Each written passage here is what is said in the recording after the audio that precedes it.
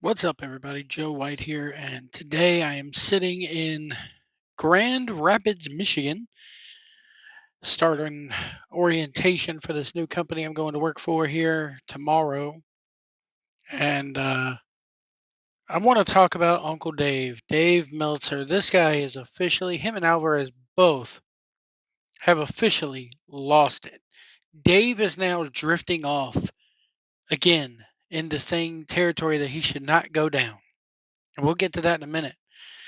AEW ran their pay-per-view last night. The Wrestle Dream pay-per-view, which is supposed to be like a fall version of Forbidden Door, but it was like anything but.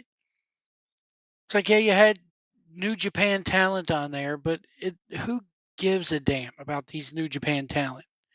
Yo, you had old Takeshita, old take a shit, as Jim Cornette would say. He's an AEW guy. I wouldn't consider him a New Japan guy.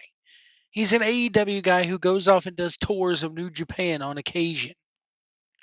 So I they they've closed. Here's what's weird about this. Okay, they closed out their 0 hour show by giving us the FTR jet speed match, and then like 7 minutes before the finish, we get about halfway through this match, and they're like, "Oh, if you want to see the rest of this match, you got to go buy the pay-per-view."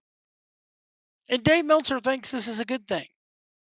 Dave Meltzer thinks this is an absolute good thing when it's not. Here, let's listen to what old Fuddy Duddy Dave had to say. That's right, we call him Fuddy Duddy Dave, as Trump would say, because he's a former New Yorker who lived in California. He's Fuddy Duddy Dave.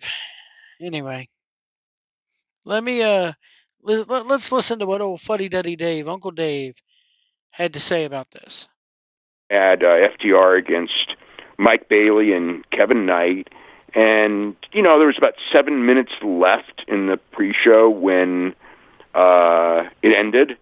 So they bled it into the first match, which is actually something that I've always thought should be done. So they did it.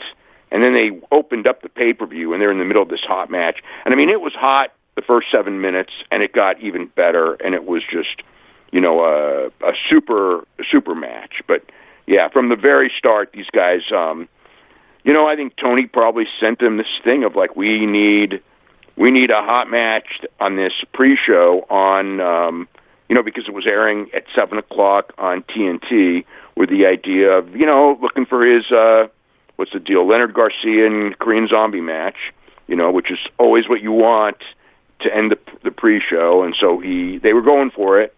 And, if you were watching it on TV to see the rest, you had to go and buy the pay-per-view. So they used that as the opener. So that was the pre-show. It was, got an angle and got, a great match, got the start of another great match, and a couple okay matches. Well, women's match is good, and just a TV squash match to get hooking Eddie Kingston on the show. Not sure why it was needed, but it was short enough. It was absolutely unoffensive.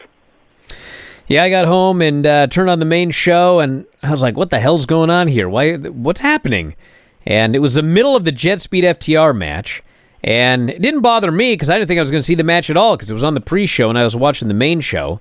I did get some complaints from people that, for whatever reason, couldn't... Why would you complain? I mean, it's just marketing. No, the complaints were from people that couldn't get to the main show for whatever reason, and they were watching on TNT, and then they got 3 minutes of the match and didn't get any more. I didn't see anyone complain that got the pay-per-view, because you got to see the entire match, and the match was fantastic. Well, we saw 8 minutes on pay-per-view. And Why would you not like that? Why would you not do that? We wanted our Korean Zombie thing. Who the fuck cares about Korean Zombie? If I'm a pro wrestler, I don't even know I know he's an MMA guy, but I don't care about no Korean. I'm sorry. When will this guy learn? The audiences don't bleed into each other. Very rarely will you find a fan who likes UFC and pro wrestling anymore. It's been proven that they do not bleed into each other. And Dana White, even though they're all on, him and WWE are all falling under the TKO banner, To this day, Dana White goes out of his way to distance himself from it. He thinks it's lowbrow. He thinks it's fake. He doesn't want to have anything to do with it. So who gives a fuck about, oh, good Korean zombie? How could you not, Brian? Brian. Anyway. So, I mean, this is like going to a movie because I pay for my cable subscription. I pay to watch TNT. This is like if I paid to go watch a movie in the theaters. You get halfway through the movie and they're like, oh, you got to go pay again. You got to go pay again. And you got to go over to theater auditorium number 3 to watch the rest of it. It makes no sense. If anything, it's false advertising. You advertise this match to take place on network TV, and then the full match does not take place on network television or on cable television. And you end up having to you charge people to see the rest of it. That's false advertising. That's going to be the title of this video. Dave Meltzer praises AEW's false advertising. It's a complete false advertisement. There's a reason why when Goldberg wrestled DDP at Fall Brawl 99 or 2000, and the match, they cut the feed off because the match went overtime and fans didn't get to see the rest of the match.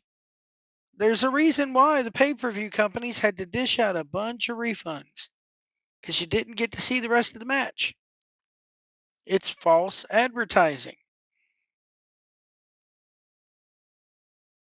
And I know the AEW stands. There's one woman on YouTube on Twitter. Oh, let me read you guys this on X.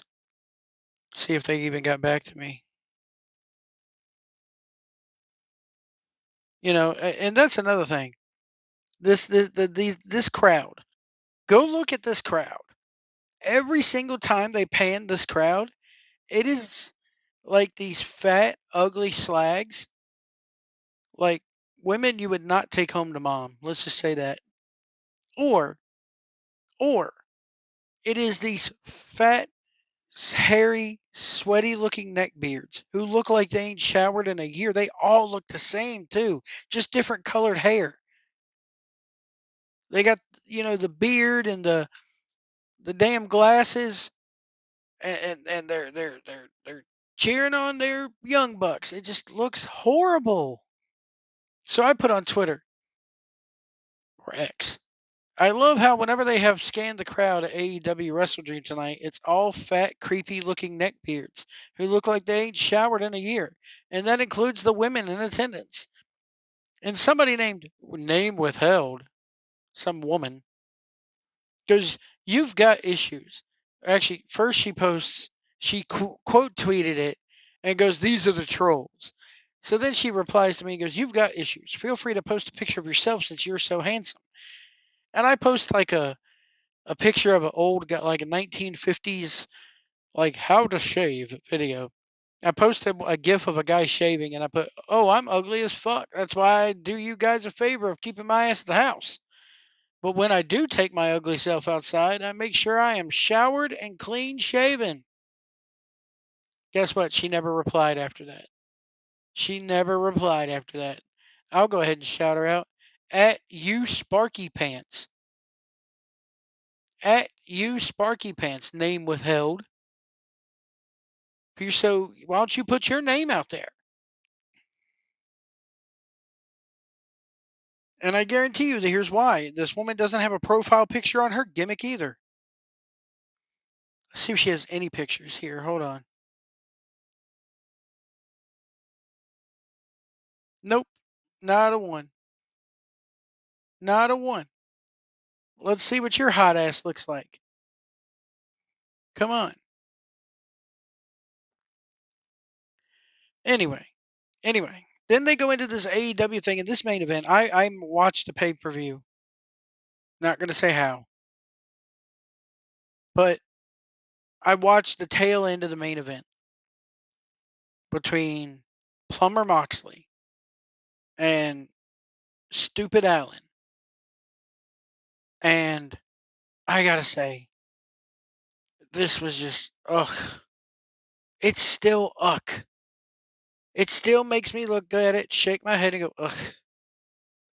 Because even though we didn't have the barbed wire, even though we didn't have a lot of blood, even though we didn't have a flaming table, we got the fish tank spot that John Moxley's always wanted to do ever since he was in WWE. Hey man, maybe I'll bring a fish tank. Who knows? Remember that promo where he's walking outside? They got snowed in. I think it was in Detroit. They got snowed in for Raw and like had a very limited roster, and Moxley's walking around outside the building or outside the hotel in the snow with the title. He had the title at the time. And then I think he went in and cut the fish tank promo inside the building. Maybe I'll even bring a fish tank. So he finally got to do the fish tank spot. And guess what? It was stupid. Guess what? The crowd was so tired at the end of this 4-hour show, which we'll get to here in a second. We'll get to that here in a second. That they were just, you had a couple of them going, "This is murder. I got my neck beard's grown about 3 inches. It's now down to covering my man boobs. I now look like a ZZ Top of Billy Gibbons, only stupider and fatter." You had a smattering of "This is murder," because that's fun to chant at a wrestling show. I'm gonna go stuff my face with Pepperidge Farm after the show. And the only reason why this girl is here with me is because I promised her a free meal at McDonald's. But now Uncle Dave and Brian Alvarez, they want to blame the commission. Oh, it's St. Louis's fault. Listen to this. Listen to this. Listen how they cope. It's the commission's fault. And the thing that the show was too long, but the difference in this show was that they ran in St. Louis, and the St. Louis Commission had a bunch of restrictions, and those included no bleeding, no brawling in the crowd, and they did bleed and brawl in the crowd. There was no crowd brawling. No one went in the crowd. And the only bleeding was in the Derby match when they did a blood capsule at the very beginning of the match. But because of that, it's like you didn't have the bloodbath with the thumbtacks and everything like that. You didn't have the crowd brawling like in the... I actually expected a lot of crowd brawling in the Hurt Syndicate match. We had none. And so I think the thing was, you didn't really have like the wide variety of matches that you normally see on an AEW show. It was just wrestling match in a ring, wrestling match in a ring, wrestling match in a ring, wrestling match. And by the women's match, it was like, we've seen a lot of matches with not a lot of variation. So I think that might have played a part in it, because normally we would have had some crazy crowd brawl and thumbtacks, and they always do some kind of hardcore craziness at some point during the show. But we didn't get that. I didn't miss the barbed wire, and I didn't miss the thumbtacks. Well, it would have at all. It would have made something different. We got broken glass. And I didn't. Well, kind of, but they didn't even bump into the broken glass. It was like they tried to avoid it so they wouldn't bleed. Yeah. So Tekla, or actually, so yeah, it's the old indie rule of if all else fails, blame the commission, blame the sports authority, blame the athletic commission.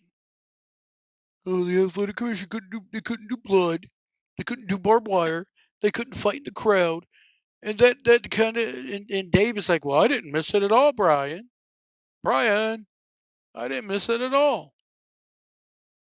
That's the only thing I'll give Dave for. I didn't miss it at all either. And this proves that whether they do the stupid shit or whether they don't do the stupid shit, the show is going to be just as shitty, just as crappy. Brian. But no, if all else fails, Brian, blame the commission. The commission wouldn't let them do this.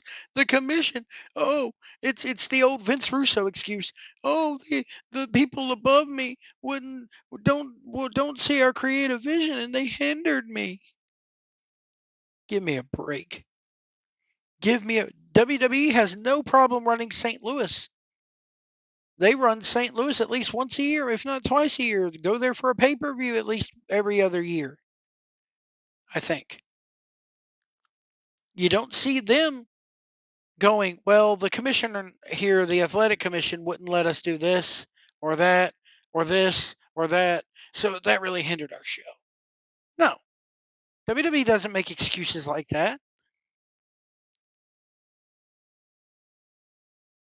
That's a very indie league. That's very indie to sit there and say they wouldn't let us fight in the crowd or bleed, so that's hindered our show. Indie shows do that. AEW's not an indie. Well, they are at their heart a glorified indie show. But anyway, now we're going to get to the length of the show. Let's talk about the length of the show. Well, first off, let me again talk about the main event. Let me get to this. I was reminded of this. Sting returned, which proves Darby Allin. Nobody in AEW can beat each other without some form of interference. There's no clean finishes in the main events. I think Joe and Hangman had one, but immediately afterwards, the Ops come in and turn heel. With this, it's all the Death Riders, which you knew was going to happen. It's no DQ. I expected that. As Dave Meltzer would say, it's total House of Torture stuff. So. Brian, it's House of Torture stuff, Brian. But then Gothic Santa Claus appears, and I love Sting. I love Sting to death, but man, he should never be on AEW television ever again. I was there for his retirement match. And now this is like the third or fourth time he's shown up since to help out Darby or to help out the baby faces. Why? Why are you there? Nobody made any allusion to you in the build-up for this. I actually thought that the build-up that they did last Wednesday with those two in the prison, you know what they call it, the visitation room for the prison where you sit behind the plate glass and talk into the speaker. I actually thought that was a good segment. I actually thought that was a good build-up. It kind of made me want to watch the match, even though I knew the match was going to be a complete, utter, hardcore clusterfuck. But then they, it's Sting shows up. Why can't Darby beat him clean? I don't get it.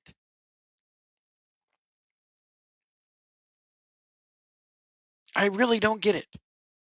And could you not show up with a hair job? Here it is. What is it with Sting? My man Sting. First, you can't, have a clean finish at Starrcade because you don't have a tan, and now you show up without a dye job in your hair. Sting just don't give a fuck.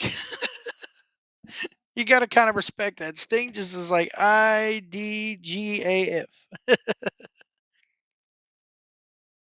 But old Gothic Santa Claus showed up, who looks like he ain't had a sandwich in a year. Old Gothic Santa Claus, and he took care of Moxley. And I heard them say, "Oh, it didn't look like they were bumping in the glass." Yes, they were. You just couldn't see it. I mean, this is just stupid. Then they're doing blood capsules at the beginning of the match. This match was wrong, man. And it's wrong because it's AEW's booking, it's Tony Khan's booking, it's Jon Moxley and Darby Allin in there doing stupid crap for the sake of doing stupid crap. There's no logic behind it.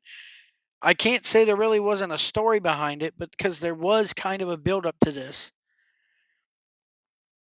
But it's just more AEW snowman booking. Tony Khan gets his sugar bowl out and does a couple lines along with Jon Moxley. I shouldn't say that. Jon Moxley says he's sober. Oh, well. It's typical AEW bullcrap. It's the reason why I don't order the pay-per-views, because I knew, even though the build-up was good, I knew what the match was going to be. And it was worse than I thought it was going to be. And it's not because they couldn't do blood. It's not because they couldn't do barbed wire. It's not because they couldn't fight in the crowd.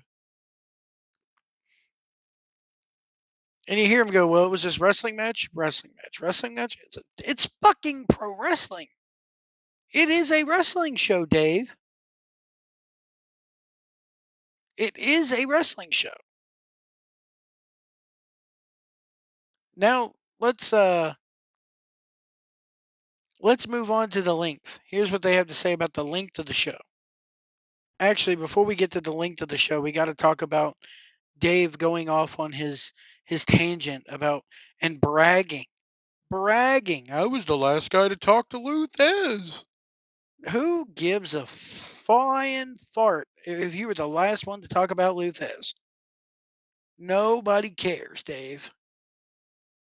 Nobody cares that Vince McMahon used to call me back in the early and the mid 90s, and we used to talk for hours. Nobody gives a shit. Yes, Lou Thez was a good man, good wrestler. I don't know if he was a good man or not, but yes, Thez was a good wrestler. One of the pioneers, paved the road for everybody else. However, in this day and in this age, nobody wants to hear you go off on a 20-minute rant. I cut this down to a minute. He goes off a lot longer than that. Nobody cares that you were the last guy to talk to him before he went and had heart surgery and tragically passed away as a result from the surgery. Nobody cares. Pin a rose on your stupid hook nose, dude. I'm sorry. Nobody gives a crap. I mean, golly, dude. I used to talk to Lutez all the time, and I used to talk to this guy, and I talked to that guy. Dude, you got flies buzzing around all that big ass nose of yours, dude. You really do. And guess what? Nobody cares. That's not why they subscribe to you. Anyway, now we're going to get into the length of the show. Here's what he says about the length of the show. It was, I mean, it was too long of a show, and like I said, we've learned the secret about the long show to make it a lot more palatable, and the secret is that start at 2 p.m, and whatever, it works, and at night. It doesn't work as well. Not that I'm saying it's a bad show or anything like that. It's a great show, but it was the complaints that we got before. Like again, like when I was looking at my emails and everything, and people like voting and everything on the thing, and even though everyone loved the show, it was very much, God, the show was so long. God, the show. I mean, everyone, right? And the last show, which was the last show was about the same length of time. The All In show was much longer. And got very few complaints about the length, because it's an afternoon shows. You can go 5 hours; it's okay. So, Brian, just start the show earlier in the day. Nobody will get bored if it starts at noon. No, dude, it's the same. Well, he's making stuff up again. Well, I didn't hear anything at all out from people who ordered the show and were complaining. Nobody complained about the length of the show. Bullshit, dude. Show us the emails then. Show us all your emails. You gotta have access to the emails, as Trump would say about old Hillary. Give us access to your emails, Dave. But no, he won't. We're just supposed to take his word for it that people, mail him, email him. Just like the other day. It's not what people said at the show, Brian. Brian, that's not what everybody at the show said that emailed me. Nobody's emailing you, dude. Nobody, maybe the one neckbeard's emailing you going, hey, I just got back in from the wrestling show. Here's my thoughts on it. That's just his thoughts. It's not a fact. It's not a fact at all. You just take people's word for it. I could sit there and tell you, hey Dave, I just got back in from the AEW house show, even though they don't run any. Got back in from the AEW house show, and Tony Storm came out buck naked and bouncing their fun bags all over the place, and then she sat on my face and said, "Say ah," and you would print that. Dave would print that. We got a live report from the show that says Tony Storm sat on this guy's face and told him to open up, say ah. Exclusive titty pics coming soon. No, Dave would do that because that's what Dave does. Dave goes on hearsay. Dave goes on hearsay, and as far as the length of the show goes, 5 hours is still 5 hours, whether it's from 12 to 5 or whether it's from daggum 7 to midnight. It's still too long. It's still the same boring dreck. There's a reason why WWE split WrestleMania up into 2 nights. One, so that they could give everybody a chance to be on the show, and two, because it's too long if you sit there and go, okay, we're going to put all these matches on one shot. They know this. That's why they don't go no more than maybe 3 hours or 15 minutes. On a regular pay-per-view, 4 hours or 15 minutes on a WrestleMania. Because they know the crowd's going to die out and people are going to fall asleep.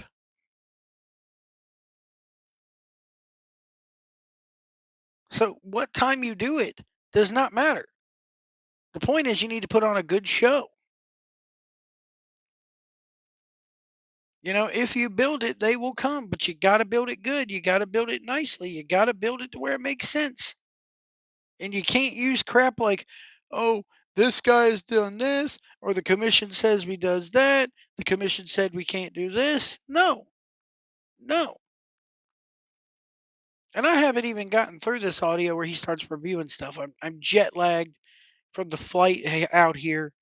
I'll go through it another time, but I just wanted to hit those points and let y'all know that this guy's losing it, man.